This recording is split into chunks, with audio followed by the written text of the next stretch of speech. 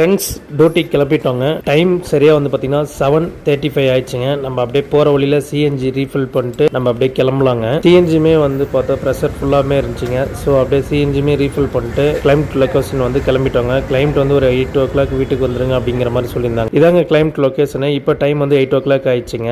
இப்போ எங்கே புக் பண்ணியிருக்காங்க அப்படின்னா பிஎம்சி டெக் காலேஜில் வந்து ட்ராப் மட்டும் புக் பண்ணியிருக்காங்க. ஸோ ஓகேங்க, கிளைம்ட் வந்துட்டாங்க, அப்படியே கிளம்பலாங்க. கிளைம்ட் அப்படியே பிஎம்சி டெக்லேயே இறக்கி விட்டு இப்போ அப்படியே 8:35 ஆயிடுச்சுங்க.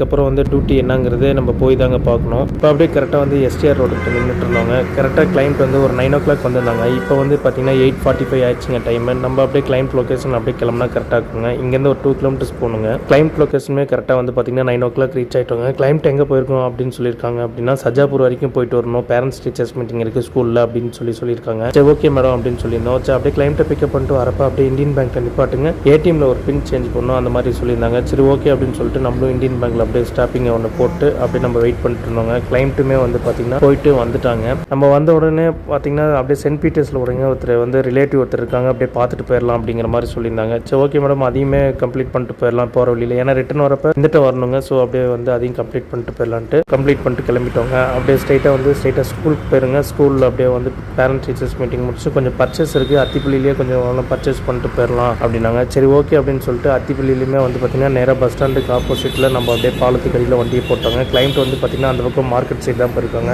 இப்போ வந்து டைம் வந்து பார்த்திங்கன்னா 11:15 ஆயிடுச்சுங்க. ஓகேங்க, நம்ம வண்டி பார்த்திங்கன்னா ஆப்போசிட்டில் தான், இந்த பக்கம் ஆப்போசிட்டில் வந்து பிரிட்ஜு கடியிலே வந்து பார்த்திங்கன்னா வண்டி நீட்டாக வந்து பார்க் பண்ணிட்டு சேஃபாக நின்றுருக்குங்க.